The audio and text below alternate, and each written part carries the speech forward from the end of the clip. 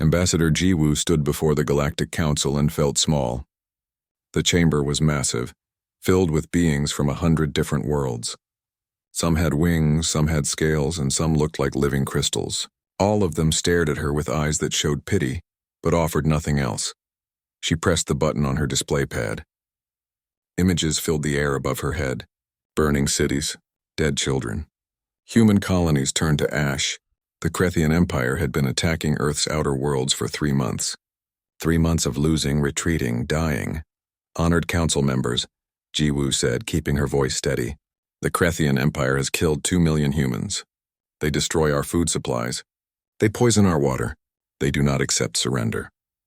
We need help. The council chamber stayed quiet for a moment. Then Arbiter Vental spoke. The tall crystalline being glowed softly as it talked.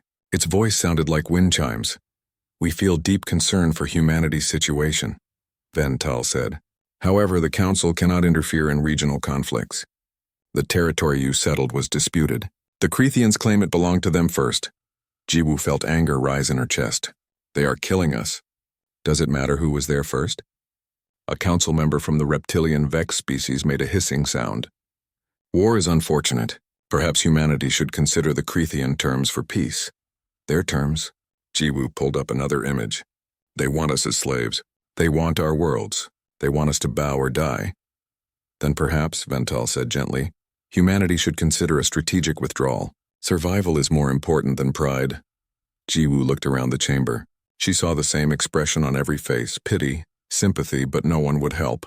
They would send thoughts and prayers, but no ships, no soldiers, no weapons. We are dying, she said quietly, and you will do nothing. We wish you peace, Vental replied. But we cannot fight your battles for you. The council session ended. Jiwoo walked out of the chamber feeling hollow inside. Earth stood alone. The journey back to Earth took 3 days. Jiwoo spent most of it staring out the window at the stars, thinking about all the young soldiers who were dying while she traveled. Good people, brave people, people who trained for war but never really understood it. When she reached Earth, the Defense Committee was waiting. General Park sat at the head of the table, her gray hair pulled tight. Next to her sat Admiral Chen and Defense Minister Ko. They all looked tired. The council refused. Jiwoo reported. We are alone. General Park nodded slowly. We expected this. We have prepared a backup plan. What plan? Jiwoo asked. We are losing every battle. The Krethians have better ships, better weapons, better everything. Defense Minister Ko leaned forward. Our young soldiers are excellent. They know strategy and tactics. They know how to operate advanced weapons, but they only know modern warfare. They only know the rules. I don't understand, Jiwoo said. The Krethians fight with honor, Admiral Chen explained. They expect formal battles. They expect their enemies to follow the same rules they do. Our young soldiers try to meet those expectations. General Park pulled up old footage on the screen. It showed Earth from 50 years ago. War footage. Brutal, ugly fighting in mud and rubble. Soldiers who looked desperate and mean. Before we reached the stars, General Park said, humans fought each other. We fought wars with no rules. We fought to survive. We did terrible things because we had to. Jiwoo stared at the footage. She had learned about these wars in school. The water wars, the Arctic conflicts, the resource wars, dark times that humanity tried to forget. We are going to recall our veterans, Defense Minister Ko said, the old soldiers who fought in these wars, the ones who know how to fight dirty. But they are old, Jiwoo protested. How can elderly people fight aliens with advanced technology? Because, General Park said quietly, war is not about technology. It is about will. It is about doing whatever it takes to survive. Our young soldiers have honor. Our old soldiers have something better. They have experience. The broadcast went out that night. It reached every corner of Earth and every human colony. The message was simple. Veterans over the age of 55 who had served in actual combat could volunteer for one final mission. One last war.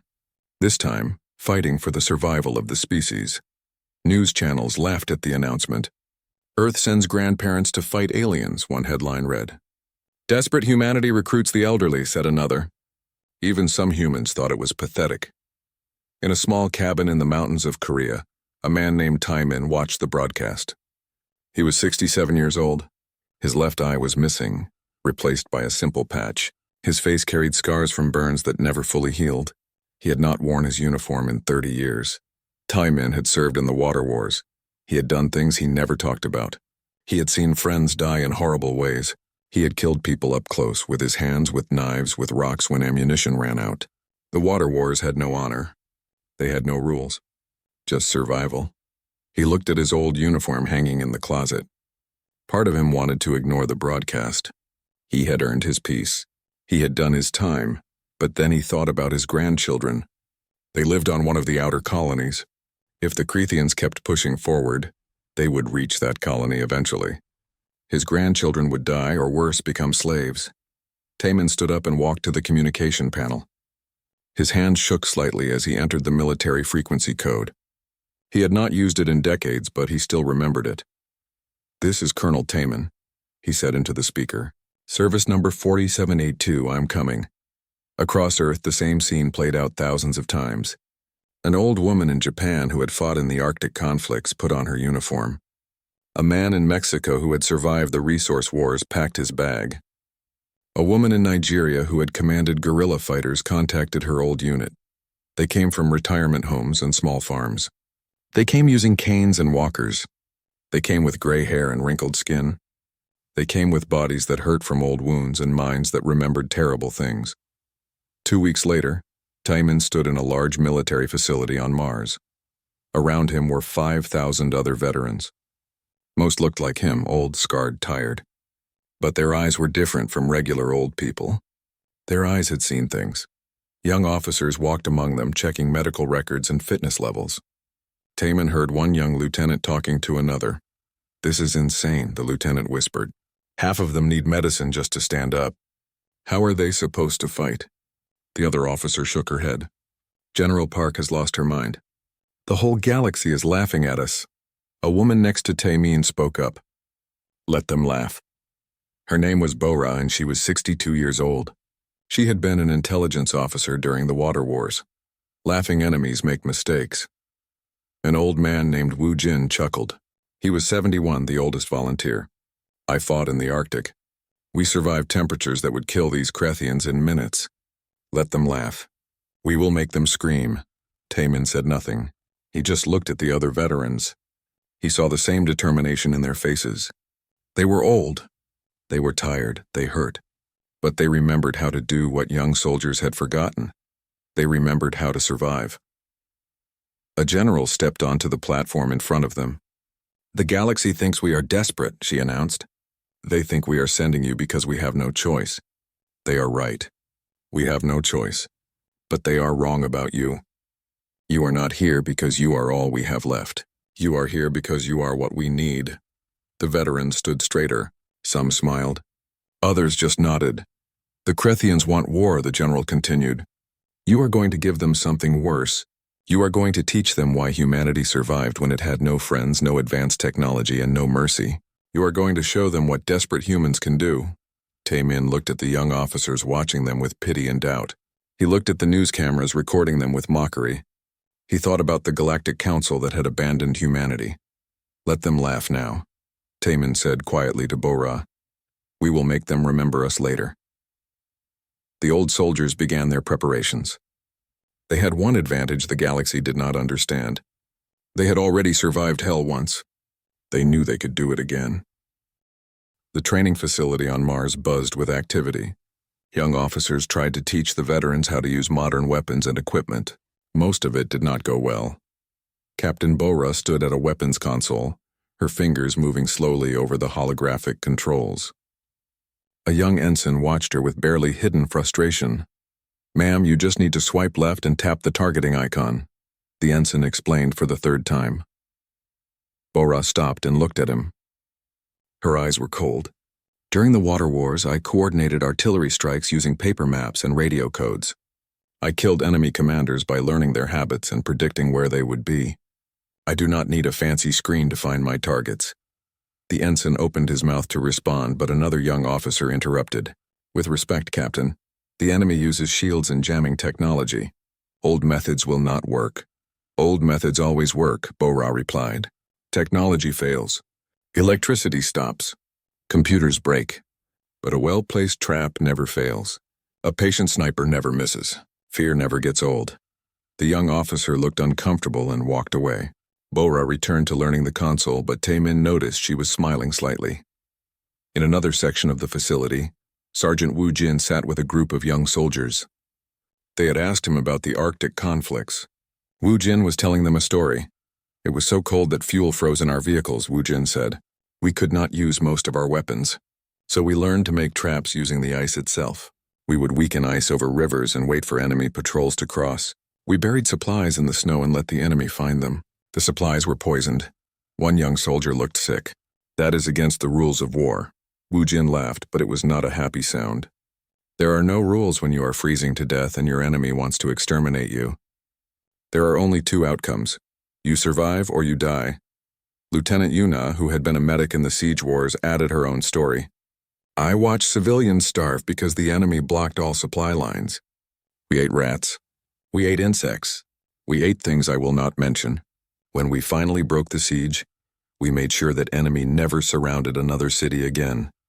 The young soldiers listened with wide eyes. They had trained for war, but these stories were different from what they learned in school. These were not tales of heroic battles or honorable combat. These were survival stories from desperate times. 3 days later, the veterans boarded transport ships heading to the front lines. The ships were crowded with both old soldiers and young crew members. The journey would take 2 weeks. Taemin used the time to study the enemy. He reviewed every battle report, every tactical analysis, every piece of intelligence about the Krethians. He noticed a pattern. The Krethians always fought the same way. They arranged their ships in formation. They challenged enemies to direct combat. They followed ancient warrior traditions about honor and fair fighting. They were predictable. Taemin called a meeting with the other veteran officers. Bora, Wu Jin, Yuna, and a man named Sang Woo gathered in the small conference room. The Krethians fight like they are performing a ceremony, Taemin explained. They expect us to line up our ships and face them directly. When we do, they destroy us because they have better weapons. So we do not line up, Bora said immediately. Exactly, Taemin replied. We make them fight our way, not their way. Major Sang-woo studied the tactical displays. He had been an artillery commander in the resource wars. Their supply lines are extended. They are far from their homeworlds.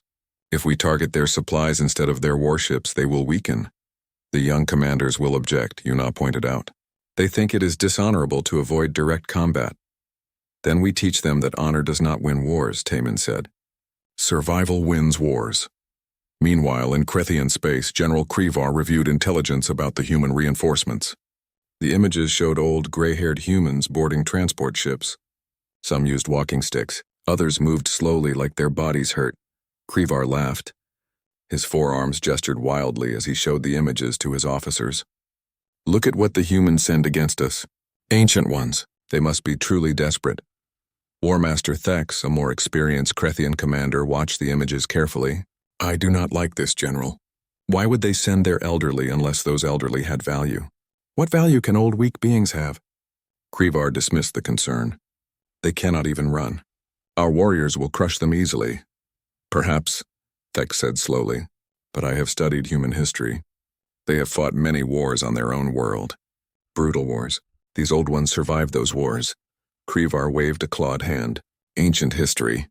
Before they reached the stars. What do primitive ground wars matter against space combat? Thex said nothing more. But his concern remained. The human transport fleet dropped out of faster-than-light travel near the colony world of New Hope. Sensors immediately detected a Krethian fleet waiting for them. 12 Krethian warships formed a traditional battle line. The young human fleet commander, Captain Han, contacted Taemin. Sir, enemy fleet is in attack formation. I am arranging our ships to meet them. No, Taemin said. Scatter the fleet. Random pattern. Use the asteroid field for cover. But that is not proper formation, Captain Han protested. We cannot fight effectively if we are scattered. We are not fighting, Taemin explained patiently. We are surviving. Scatter the fleet. Captain Han hesitated, then gave the order. The human ships broke formation and spread out in what looked like chaos. The Krethian fleet waited, confused. General Krevar watched from his flagship. What are they doing? This is not battle formation. This is disorder. They are afraid. one of his officers suggested. They flee before we even attack. Then we pursue and destroy them, Krevar ordered. The Crethean warships broke their perfect line and chased after the scattered human vessels. As they did, the human ships led them deeper into the asteroid field. Taman watched the tactical display. Now target their supply ships and communication relays. Ignore the warships. Human ships emerged from behind asteroids. But instead of attacking the Crethean warships, they fired on the slower supply vessels and the communication satellites. Explosions blossomed in space. They are not fighting us, Krevar roared in frustration. They attack support ships. Where is their honor? War Master Thex understood immediately. They fight to weaken us, not to win glory. This is strategic warfare. One human team, led by Sergeant Wu Jin, managed to board a damaged Crethean supply ship. The Crethean crew prepared to fight, but Wu Jin's team avoided them.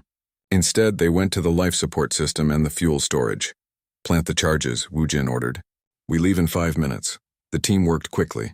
They sabotaged the oxygen generators and contaminated the fuel reserves. Then they fled back to their shuttle. 10 minutes later, the supply ship's crew had to evacuate as their life support failed. The ship drifted in space, useless. The brief engagement ended with the Cretheans technically victorious. They had not lost any warships, but they had lost 3 supply vessels, communication equipment, and the ability to coordinate their fleet effectively. General Krevar was furious. This is not warfare. This is cowardice. I challenge the human commander to face me in honorable combat. Taemin received the challenge and deleted it without responding.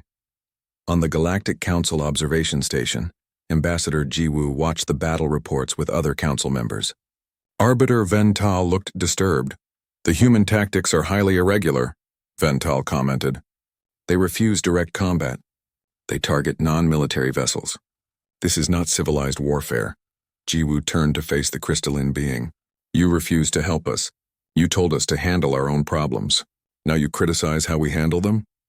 There are standards, another council member said. Even in war, there must be rules. The Cretheans killed 2 million of my people, Jiwoo said coldly. They did not follow rules. Why should we? Vental glowed with agitation. If humanity continues these tactics, the council may impose sanctions. Do what you want, Jiwoo replied. We are already alone. Sanctions cannot hurt us more than you already have. Back on the human transport ship, the veterans gathered to assess the engagement. Several young officers were present, looking uncomfortable. That was not a real battle, one young lieutenant said carefully. You are correct, Bora agreed. It was not a battle. Battles are for people who can afford to lose ships and soldiers. We cannot afford losses, so we do not fight battles. We fight wars. The Cretheans are angry, Captain Han reported. They are calling us cowards. Taemin smiled slightly. Good. Angry enemies make mistakes, and enemies who think we are cowards will underestimate us. What is our next move? Sang Wu asked. We go to ground, Taemin said. Land forces on New Hope Colony. The Cretheans want space battles because that is where they are strongest. We will force them to fight on planets, in tunnels, in darkness. We will fight where we are strongest. Wu Jin grinned. His old face creased with dark amusement. We make them come into the mud with us. The transport ships began landing operations on New Hope. The veterans prepared their equipment. They did not bring the newest weapons or the fanciest technology. They brought simple things: explosives, knives, camouflage netting, and patience. The surface of New Hope Colony was a mix of human settlements and natural wilderness. Before the war, 15,000 colonists lived here. Now most had evacuated, leaving behind empty buildings and equipment. The Cretheans had established a forward base on the eastern continent. They had 10,000 soldiers, heavy weapons, and supply depots. They expected the humans to attack the base directly. The humans did not. Instead, Taemin's veterans disappeared into the wilderness. They moved at night. They hid during the day. They did not engage Crethean patrols. They watched and learned. On the third night, Sergeant Wu Jin's team struck their first target. Not the military base, not Crethean soldiers. A water purification plant. The facility was lightly guarded. Cretheans did not consider water supplies to be military targets. Wu Jin's team avoided the guards entirely, entering through maintenance tunnels. They placed small charges in the purification equipment and left. The next morning, the plant exploded. The Cretheans lost their clean water supply. They had to bring water from orbit. using cargo space that could have carried weapons or food. 2 nights later, Captain Boraz's team hit a communication relay. Again, they avoided direct combat. They simply destroyed the equipment and vanished. The Krethian base lost contact with 3 of its patrol groups. General Krevar was furious. Where are they? Why will they not fight? His officers had no answers. Patrols found nothing. Sensors detected nothing. The humans were like ghosts. War Master Thex arrived at the base to assess the situation. He walked through the facility and noticed the nervous behavior of the soldiers. They jumped at shadows. They watched the darkness with fear. Morale is collapsing, Thex reported to Krevar. Your soldiers are afraid. Afraid of what? Krevar demanded. A few old humans hiding in the woods? They are afraid because they cannot see the enemy, Thex explained. They cannot fight what they cannot find. Meanwhile, their water is poisoned. Their communications fail and their supplies explode randomly. This is psychological warfare. Krevar slammed a fist on the table. I will not be defeated by cowards who refuse honorable combat. Send out more patrols. Find these humans and kill them. Thex knew this would not work, but he said nothing. Krevar would have to learn the hard way. In the Galactic Council chambers, the debates grew heated. Multiple species were now calling for sanctions against humanity. The footage of human raids disturbed many council members. They attack civilians, one delegate argued, pointing to a destroyed water plant. Ambassador Jiwoo stood to respond. That facility provided water to military forces. It is a legitimate target. But they do not fight the military directly, Arbiter Vental protested. They hide and sabotage. This is not honorable warfare. Jiwoo's patience finally broke. Where were you when Krethian warships bombarded our colony from orbit? Where were you when they poisoned our atmosphere? Where were you when 2 million humans died? Do not lecture me about honor when you offered nothing but empty words. The council chamber fell silent. Jiwoo continued, her voice shaking with anger. You want us to die honorably? You want us to line up and be slaughtered with dignity? We will not do that. We will fight dirty. We will fight mean. We will do whatever it takes to survive. Because you abandoned us. She walked out of the chamber. Behind her, the council members whispered among themselves. Some looked ashamed. Others looked angry. But none of them changed their position. Back on New Hope, Major Sang-woo prepared his most ambitious operation yet. He had studied the Krethian supply routes and found a pattern. Every 4 days, a major convoy brought supplies from orbit to the base. The convoy was heavily guarded, but it followed the same route each time. Predictability is death, Sang-woo explained to his team. They will learn this lesson. His team spent 2 days preparing the route. They did not dig mines or place obvious traps. Instead, they weakened the ground itself. They used controlled charges to create sinkholes under the roadway, covered them carefully and waited. When the convoy arrived, the first 3 vehicles passed safely. The 4th truck carrying ammunition hit the weak spot. The ground collapsed. The truck tumbled into the hole and exploded. The explosion triggered other charges. Within seconds, half the convoy was destroyed or trapped. Krethian soldiers rushed to rescue survivors. That was when Boraz's team opened fire from hidden positions, not to kill but to pin down the enemy and create panic. After 5 minutes of chaos, the human teams vanished again. They left behind destroyed supplies and traumatized Krethian soldiers. General Krevar had enough. He gathered his best warriors, 500 elite soldiers, and announced his intention personally to hunt down the human guerrillas. War Master Thex tried to advise against this. General, this is what they want. They will lead you into a trap. Then I will spring their trap and crush them. Krevar roared. I am done being afraid of old humans hiding in shadows. Taemin learned about Krevar's hunt through intercepted communications. He smiled. It was time to teach the Krethians their final lesson. He is coming for us, Taemin told his officers. We will give him what he wants, a fight. But on our terms. The veterans prepared carefully. They chose an abandoned mining complex in the northern mountains. The facility had kilometers of tunnels, multiple levels, and thousands of places to hide. Woojin's team spent 3 days rigging the entire complex with explosives, not to destroy it completely but to control it. They could collapse specific tunnels, create rockfalls, and trap sections independently. When everything was ready, Boraz's team made sure Krevar's forces knew where the humans were hiding. They left obvious tracks. They made noise. They wanted to be found. Krevar's 500 warriors surrounded the mining complex at dawn. The general himself stood at the entrance, all four arms holding weapons. "Humans," he called out. "I know you are inside. Come out and face us in honorable combat or die like cowards in the dark." From deep in the tunnels, Taemin's voice echoed back through a speaker system. "If you want us, come and get us." Krevar led his warriors inside. The tunnels were dark and narrow. Krethian soldiers had to move in small groups. Their size, which gave them advantage in open combat, now worked against them. The first squads penetrated deep into the complex without contact. Then the explosion started. Not in front of them, behind them. Wu Jin's team collapsed the entrance tunnel. The Krethians were trapped inside. Panic spread through the Krethian forces. They tried to blast their way out, but each explosion triggered more cave-ins. The humans had turned the entire complex into a puzzle where every move made things worse. Taemin's voice echoed through the tunnels again. "General Krevar, you wanted to find us. You found us. Now we have a question for you. How long can your warriors survive without food or water? How long can they breathe in these sealed tunnels?" Krevar realized the trap.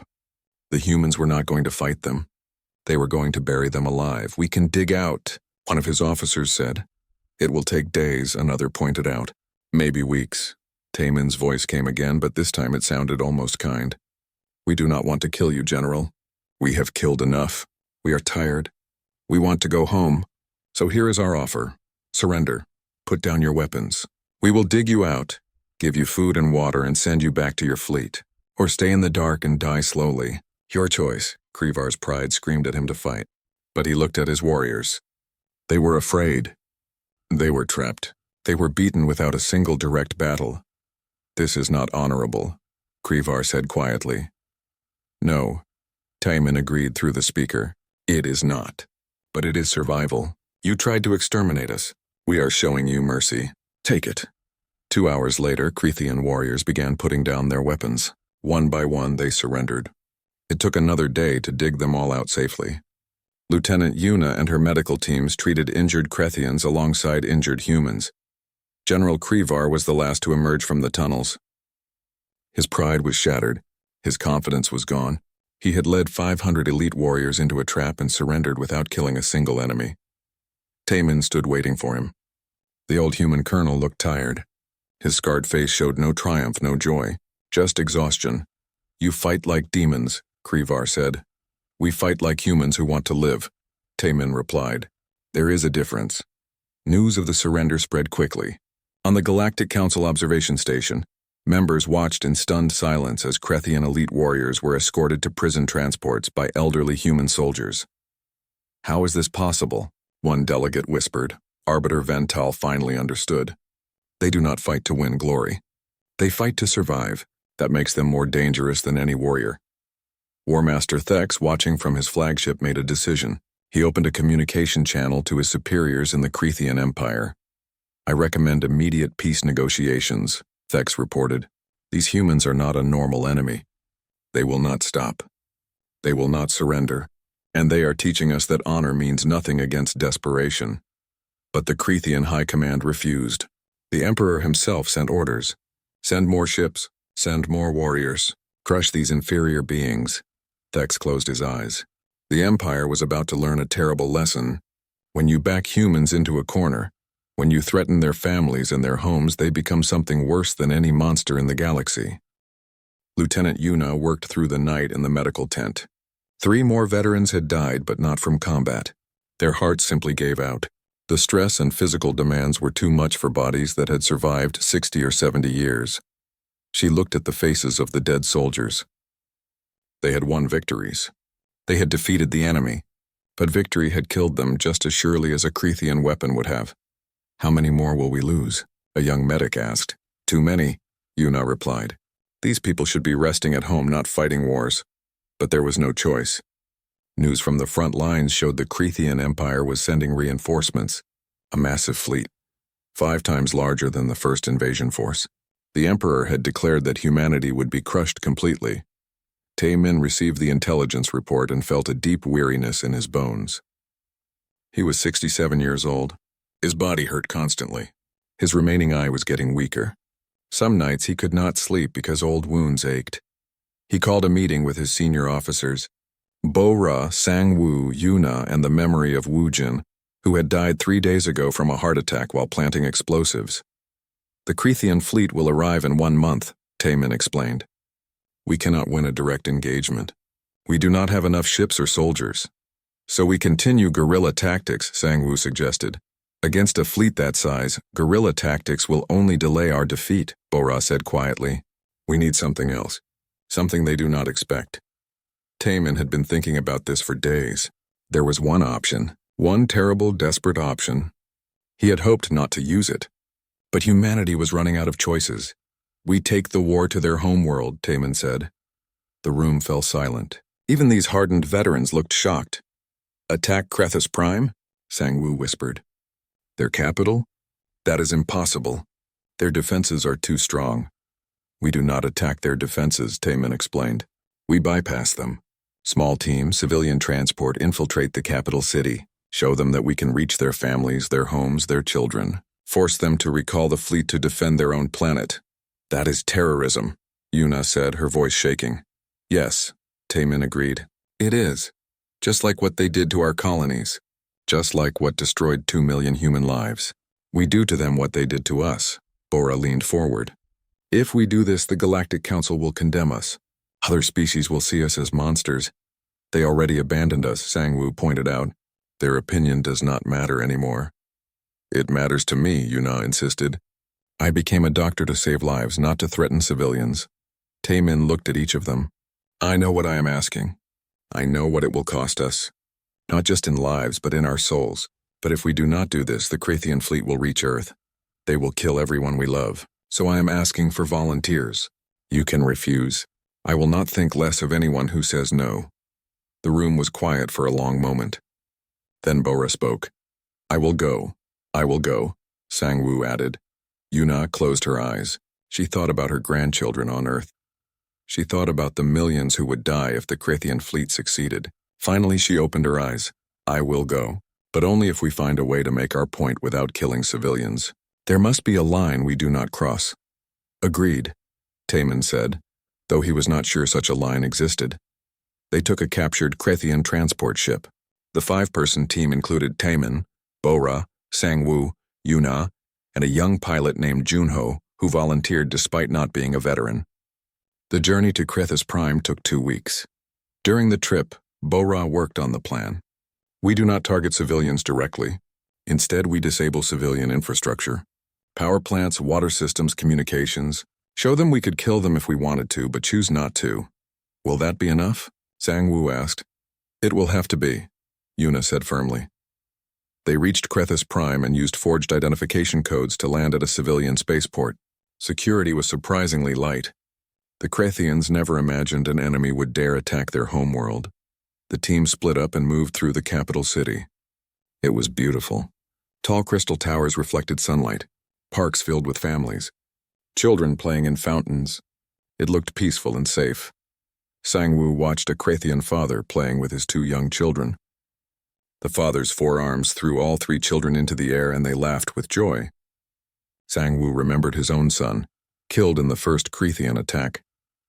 I cannot do this, Sang-Woo said into his communicator. These are just families. Just people, like us. They are the people whose government is trying to exterminate us, Bo-Ra reminded him gently.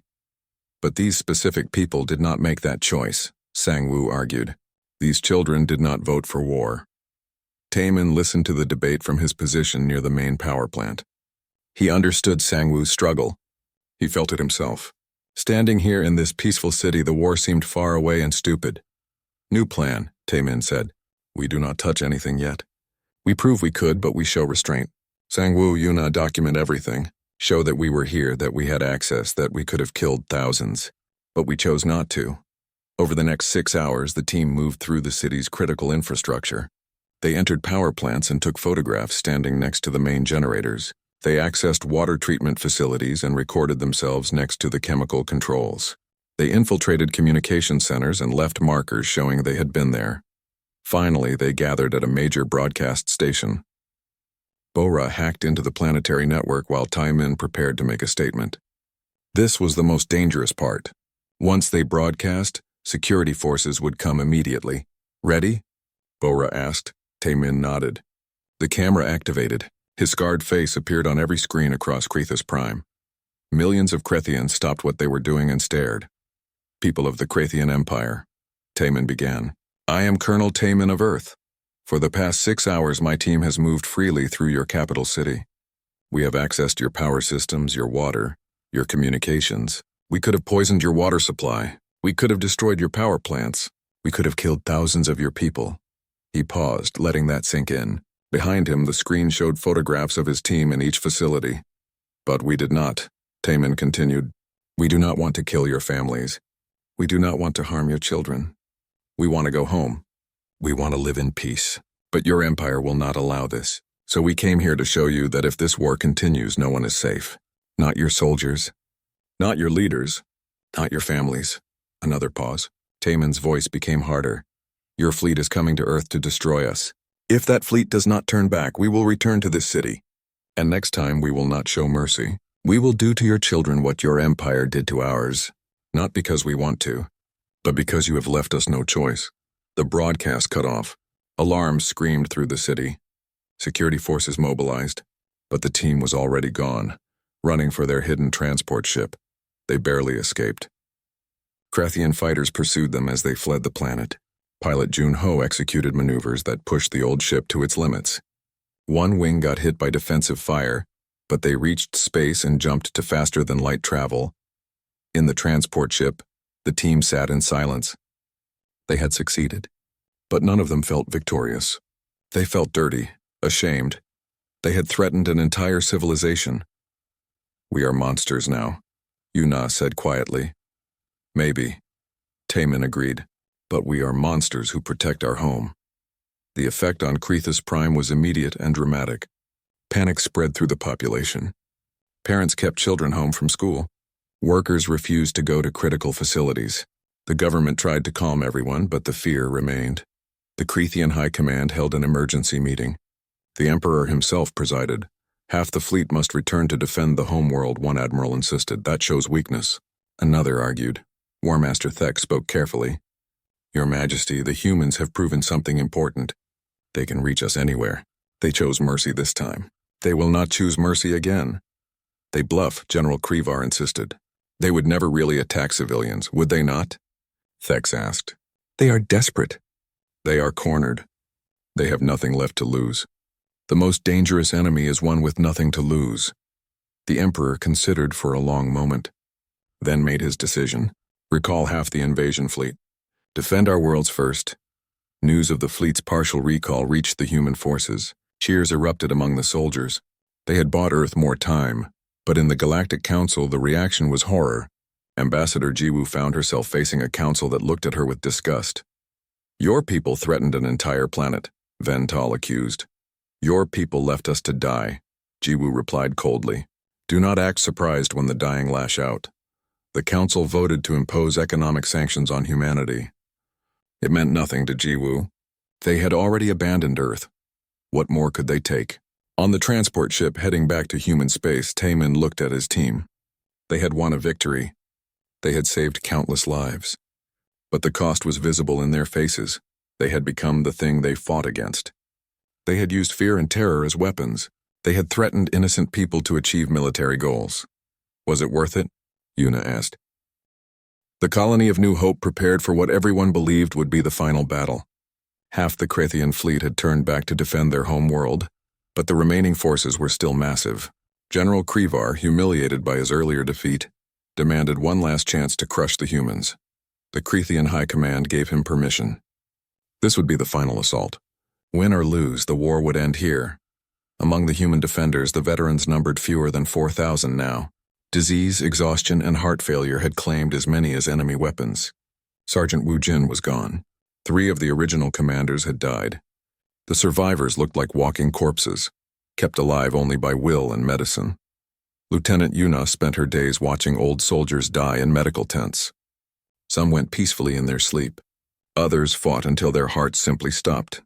She documented each death, knowing that these people deserved to be remembered.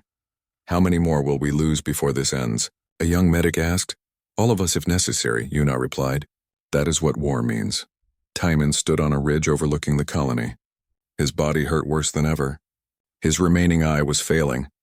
He could barely walk without assistance, but his mind remained sharp. Bora joined him. She moved slowly, using a cane. Her back had given out during the last operation.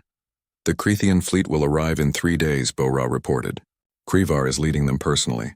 He wants revenge. Let him come, Taman said. We have one more surprise for him.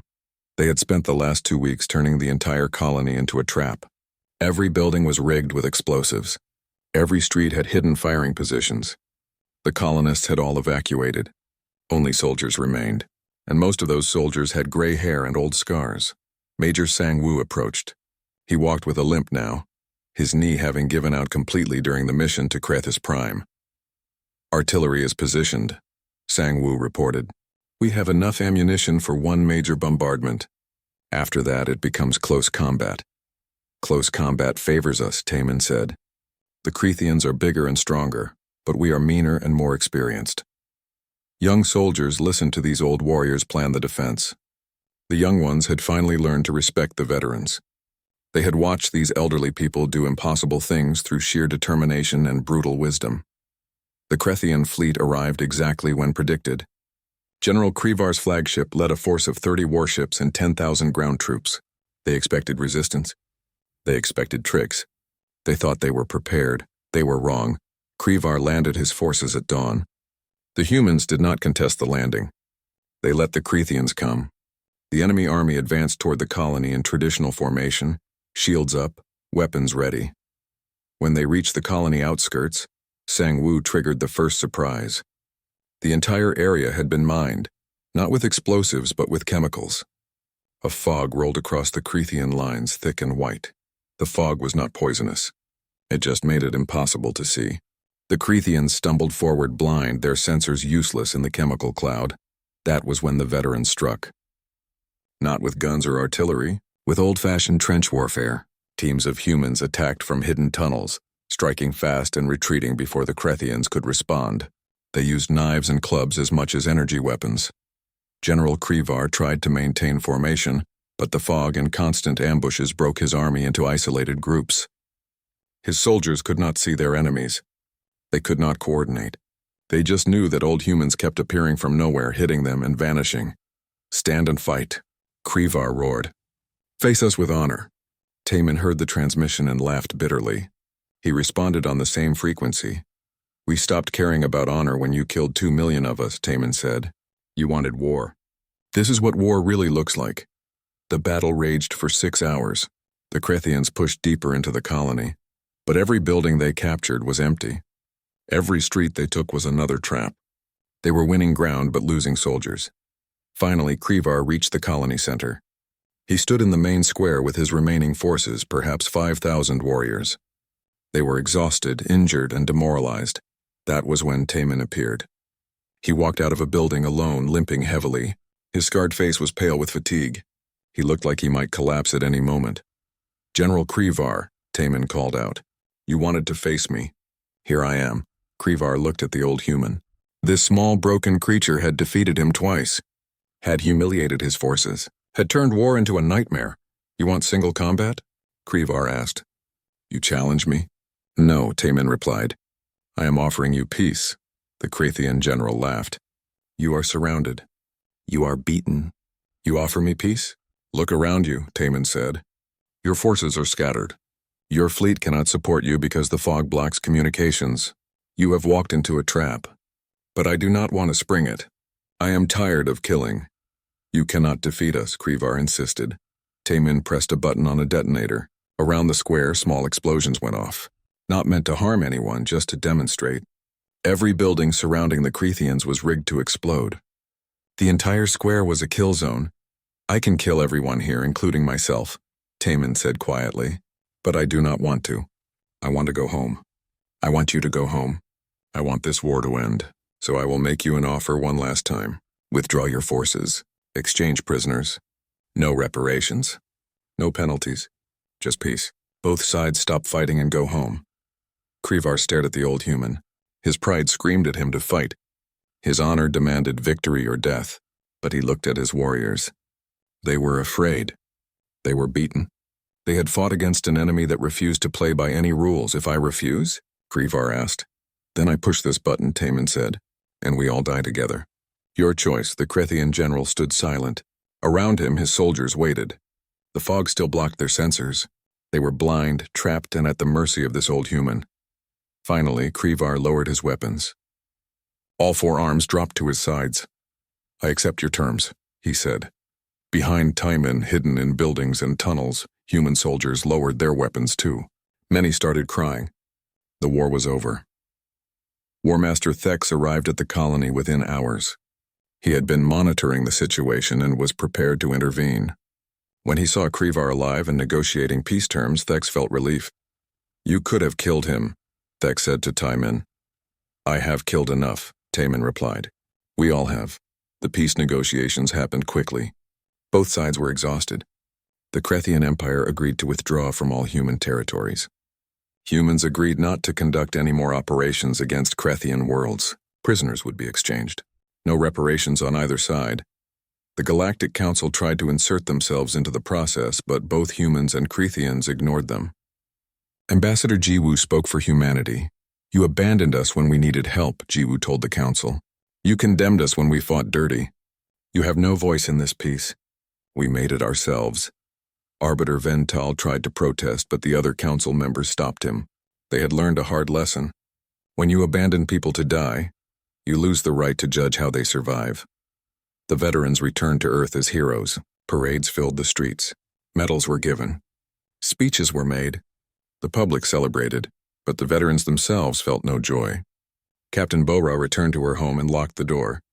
She could not stop thinking about the Krethian families she had terrorized. The fear in their eyes haunted her dreams. Major Sangwoo visited his son's grave and wept. They had won the war, but his son was still dead. Victory did not bring him back.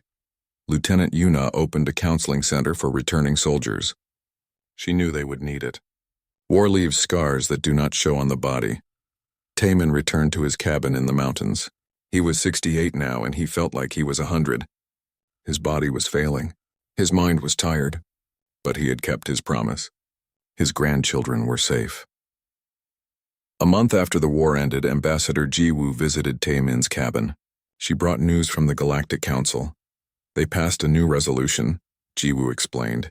The Council must now actively work to prevent wars, not just observe them. They will intervene early before conflicts escalate. Your war changed galactic policy. Good, Taemin said. Maybe fewer people will have to do what we did. The Council wants to meet you, Jiwoo continued.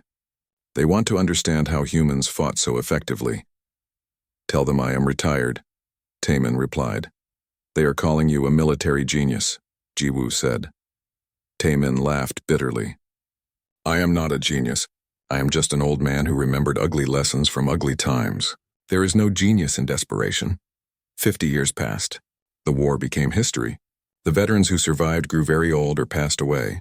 Their story was taught in military academies across the galaxy, not as inspiration, but as warning. When you back any species into a corner, the lectures explained, they become dangerous. When you threaten their extinction, they will do anything to survive. The humans were not special. They were just desperate. And desperate beings are the most dangerous force in the universe. The Krethian Empire and humanity developed a strange friendship. War Master Thex, who eventually led the Krethian government, established close diplomatic ties with Earth. He understood that humans were peaceful by choice, not by nature.